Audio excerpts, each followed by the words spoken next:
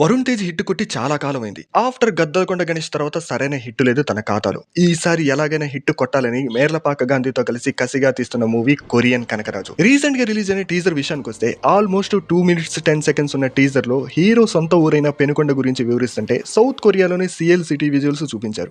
ఆ తర్వాత పెనుకొండకి షిఫ్ట్ చేసి కనకరాజు క్యారెక్టర్ ని ఇంట్రడ్యూస్ చేశారు.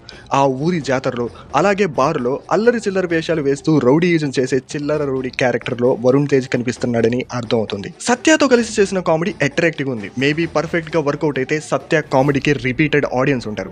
ఇక హీరోయిన్ రితికా క్యారెక్టర్ ఎంటర్ అయిన తర్వాత కనకరాజు క్యారెక్టర్ లో వచ్చిన మార్పులు ఏంటి, కొరియాకి అతనికి సంబంధం ఏంటి, కనకరాజుని ఆవహించిన కొరియన్ ఆత్మ ఎవరిది, ఇలా చాలా క్వశ్చన్స్ ని రైజ్ చేస్తూ టీజర్ ని ఇంట్రెస్టింగ్ గా కట్ చేశారు.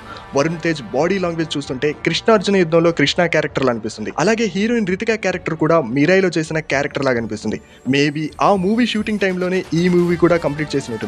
Make over as it is అలాగే ఉంది. ఇక కొరియన్ ఆత్మ ఆవహించిన తర్వాత వరుణ్ తేజ్ లుక్ ఓజీ మూవీలోని పవన్ కళ్యాణ్ గారిని గుర్తు చేస్తుంది. బ్యాక్గ్రౌండ్ స్కోర్ కూడా ఆల్మోస్ట్ ఓజీకి దగ్గరగా అనిపిస్తుంది. టీజర్ అయితే ఇంట్రెస్టింగ్ గానే ఉంది. మరి మూవీ ఎలా ఉండబోతుందో ఆగస్టు 7th వరకు వెయిట్ చేయాల్సిందే. ఇంతకీ టీజర్ చూసారా? మీకు ఎలా అనిపించిందో కామెంట్ చేయండి. కొరియా అంటే సాల్ నైనా బుల్లెట్ ట్రైన్ కంటే ఫాస్ట్ గా వచ్చేస్తున్నాడు.